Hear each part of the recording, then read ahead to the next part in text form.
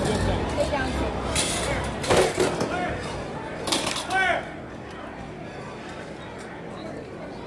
혼돈이 결국 백악관과 도널드 트럼프 진영 전체를 완전히 휩쓸었습니다. 미국 대통령은 건물에서 총성이 울린 후 언론 대표들과의 만찬 중 긴급히 대피했습니다. 워싱턴의 호텔 연회장 풍경은 참담했습니다. 드레스를 입은 여성들과 턱시도를 입은 남성들은 두려움에 테이블 아래로 숨었고 중무장한 사람들이 연회장으로 들이닥쳤습니다. 이런 혼란의 원인은 산탄총과 권총을 든 정체불명의 남성이 건물로 난입해 총을 쏘기 시작했기 때문입니다. 백악관에서는 이번 사건이 도널드 트럼프에 대한 또 다른 암살 시도였을 가능성을 이미 인정하고 있지만 도널드 트럼프는 이 사건이 이란과는 관련이 없을 것이라고 서둘러 밝혔습니다.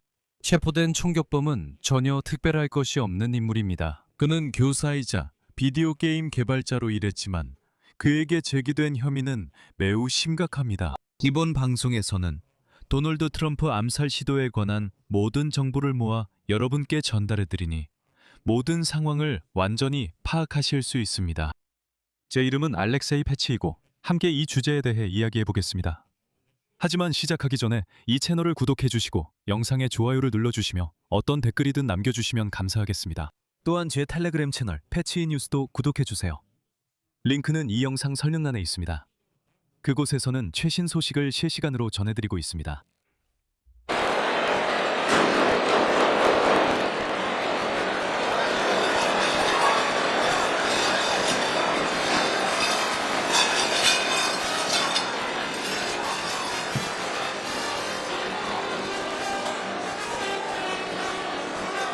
감사합니다.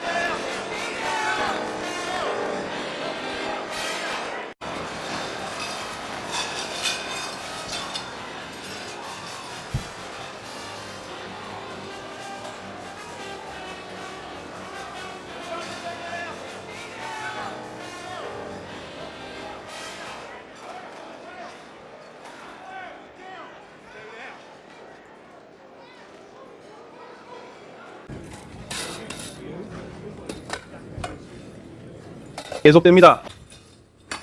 계속됩니다.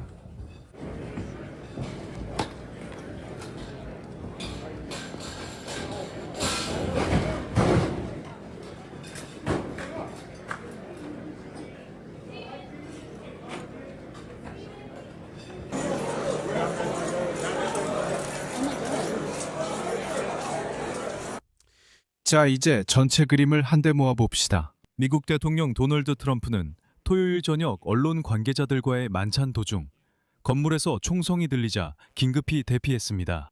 이 사건은 저녁에 워싱턴 힐튼 호텔에서 블랙 타이 형식으로 전통적으로 열리는 기자들과의 공식 행사 중에 발생했습니다.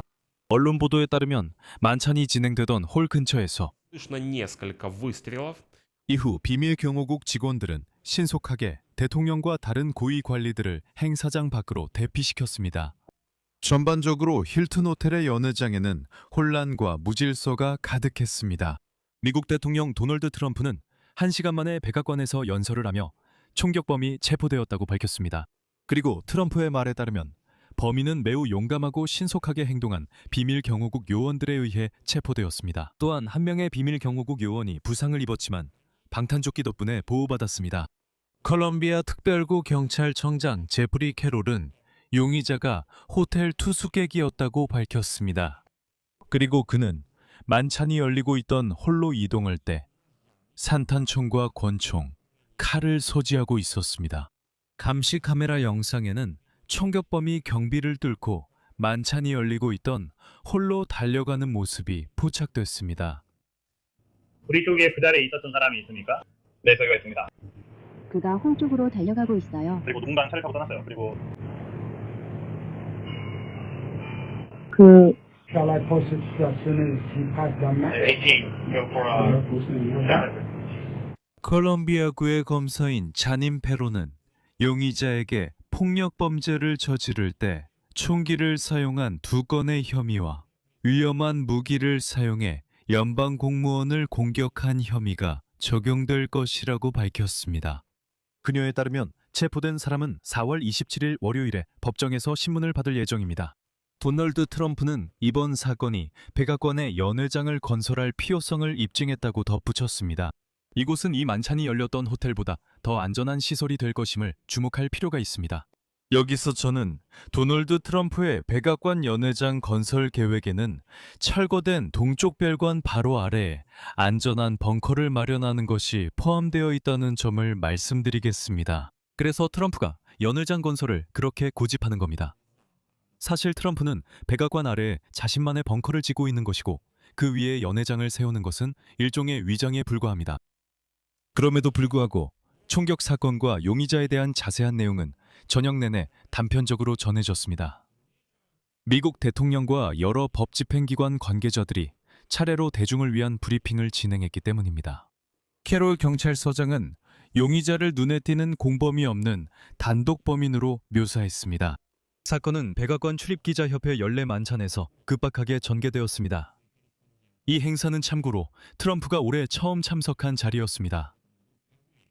그날 저녁의 프로그램이 사실상 막 시작되었을 때 연회장 입구 중 한 곳에서 큰 소리가 들렸습니다. 참고로 트럼프는 일부 언론이 가짜뉴스라고 비난하고 싶었다고 밝혔습니다. 그의 단골 멘트죠. 하지만 그는 총격 사건이 발생한 후에도 이 만찬을 계속하고 싶어 했습니다. 하지만 그는 비밀 경호국이 금지했으니 아니었으면 언론에 대해 발언했을 거라고 말합니다. 그래서 트럼프는 처음에는 그 소리가 그냥 웨이터가 쟁반을 떨어뜨리고 식기들이 바닥에 떨어지는 소리인 줄 알았다고 말했습니다. 그리고 흥미로운 점은 바로 그 만찬에 있었던 몇몇 기자들도 처음에는 총소리가 아니라 그냥 식기가 떨어지거나 쟁반이 떨어진 소리라고 생각했다고 확인했다는 겁니다. 처음엔 아무도 그게 진짜 총소리라 생각하지 않았습니다. 하지만 연속적으로 몇 번 더 들리자 곧 더 위험한 상황이 벌어지고 있다는 것이 분명해졌습니다. 무도회장 안에서는 혼란이 시작됐습니다. 턱시도를 입은 남성들과 드레스를 입은 여성들이 갑자기 바닥에 엎드리거나 테이블 밑으로 숨기 시작했습니다. 이 장면들은 이미 전 세계에 퍼졌다는 걸 아실 겁니다. 흥미로운 점은 모든 손님들이 무도회장에 들어가기 전에 금속 탐지기를 통과해야 했고 인쇄된 초대장을 제시해야만 출입 통제 구역을 통과할 수 있었다는 것입니다. 그 총격범이 출입 통제 구역을 뚫고 들어왔습니다. 하지만 한 손님이 폴리티코의 익명으로 밝히기에 그는 실제로 그 호텔에 머물고 있었고 저녁 식사에도 참석했는데 초대를 받지 않았음에도 불구하고 경비를 피해 저녁 식사장에 들어갈 수 있었다고 고백했습니다. 그는 이렇게 말했습니다. 저는 그냥 그 호텔에 머물고 있었고 어떻게든 그 저녁 식사장에 들어갈 수 있었습니다. 다시 한번 말하지만 그는 그곳에 초대받지 않았습니다. 그리고 그 다음 상황은 정말로 실망스러웠습니다. 왜냐하면 메인홀 밖에서 총격이 시작된 후 무장한 요원들이 홀로 들이닥쳐서 내각 구성원들만 찾아서 대피시키기 시작했기 때문입니다. 만찬에는 대통령과 부통령 제이디 벤스뿐만 아니라 국무장관 마르코 루비오, 재무장관 스콧 베센테, 국방장관 피트 헥셋, 에너지장관 크리스 라이트, 보건복지부 장관 로버트 케네디 주니어 등 많은 고위 정부 관리들이 참석했습니다. 그리고 최소한 이들 중 몇몇 관리들은 대통령이 대피한 후에도 오랫동안 그 방에 남아 있었습니다. 앞쪽에 앉아있던 스콧 베센트는 요원들이 자신을 데리러 올 때까지 그냥 기다리고 있었습니다. 타우디옥 용의자는 해를 끼칠 것처럼 보이지 않습니다. 그는 캘리포니아 공과대학교를 졸업했고 교사와 비디오 게임 개발자로 일한 경력이 있습니다. 이 사람은 31세 콜 토마스 앨런입니다. 그는 이 도시의 주민입니다. 이곳은 캘리포니아의 토런스입니다. 수사관들은 그가 미국 대통령 도널드 트럼프가 참석한 행사가 열린 워싱턴 힐튼 호텔의 투숙객이었다고 보고 있습니다. 하지만 그는 나중에 자신의 공격 대상이 트럼프 행정부 관계자들이었다고 말했습니다. 따라서 그는 그곳에서 그런 만찬이 열릴 것을 미리 알고 있었기 때문에 일부러 그 호텔에 방을 잡았을 가능성도 배제할 수 없습니다. 페이스북 게시물에 따르면 아마도 콜 토마스 앨런을 언급하는 것으로 보이는데 그는 12월에 토런스에 있는 C2 에듀케이션 사무실에서 이달의 강사로 선정되었습니다. 이곳은 대학 진학을 준비하는 학생들을 위해 시험 준비와 과외 서비스를 제공하는 사설 회사입니다. 링크드인 프로필에서 앨런은 자신을 기계공학자이자 컴퓨터 과학자로 교육을 받았고 경험으로는 독립 비디오 게임 개발자이며 타고난 교사라고 설명했습니다. 이것은 인용문입니다. 이 프로필에 따르면 앨런은 2017년에 캘리포니아 공과대학교에서 기계공학 학사 학위를 받았고 2025년에 캘리포니아 주립대학교 도밍게스 힐스에서 컴퓨터과학 석사 학위를 받았습니다.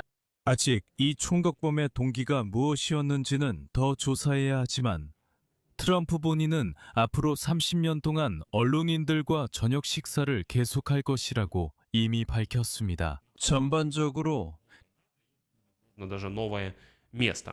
В 현재 정보는 이렇고 보시다시피 아직 특별한 것은 없습니다. 하지만 이 상황이 앞으로 어떻게 전개될지 지켜보겠습니다. 그래서 여기서 말을 줄이겠습니다. 여러분의 의견과 결론을 댓글로 남겨주세요. 채널 구독과 알림 설정, 좋아요도 잊지 마세요. 이 유튜브 채널의 활동을 지원하고 싶으시다면 어떤 형태로든 후원을 해주실 수 있습니다. 영상 설명의 링크, 계좌정보, 화면 QR코드로 후원 가능합니다. 오늘은 여기까지입니다. 건강 조심하세요. 모두 안녕히 계세요.